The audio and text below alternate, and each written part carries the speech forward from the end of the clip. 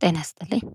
የተባበሩት አረብ ኤምሬት ለግል መምህራን አገልግሎት የሚሰጥ ሙሉ በሙሉ ነፃ የሆነ የ2 ዓመት የሥራ ፈቃድ መስጠት መጀመሯ አስታወቀች።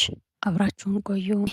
የአዲስ የሥራ ፈቃድ በተለይም በአገሪቱ በሚገኙ የመንግስትና የግል ትምህርት ቤቶች ውስጥ ለተመዘገቡ መምህራን የተዘጋጀ ሲሆን ከመደበኛ ትምህርት ገበታ ውጪ ተጨማሪ የግል ማጠናከር ትምህርቶችን በህጋዊ መንገድ እንዲሰጡ እድል ይሰጣቸዋል።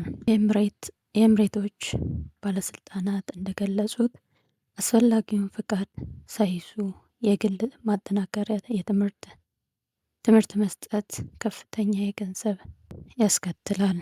ይህ ነፃ የስራ ፍቃድ በተለይ ተጨማሪ ገቢ ለማግኘት የሚሰሩ የውጭ ሀገር ዜጎች፣ ኬንያ ዜጎች ጨምሮ ትልቅ ትኩረት ስቧል። ፈቃዱ ከተሰጠበት ቀን ጀምሮ ለ2 ዓመታት የሚያገለግል ሲሆን ማውጣትም ምንም አይነት ክፍያ እንደማይጠየቅ ተገልጿል። የተባበሩት አረብ ኤምሬት መንግስት ግልጽ መስፈርቶችን አስቀምጧል።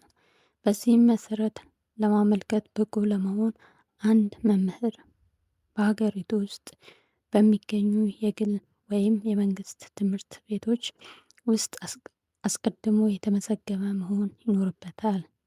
ባለስልጣኑ አክለው እንደገለጹት ይህ የስራ ፈቃድ ለጊዜያዊ ወይም መደበኛ ላልሆኑ አሰልጣኞች ሳይሆን በሙያው ለተመረቁ እና ልዩ ክህሎት ላላቸው ባለሙያዎች ብቻ የተዘጋጀ ነው።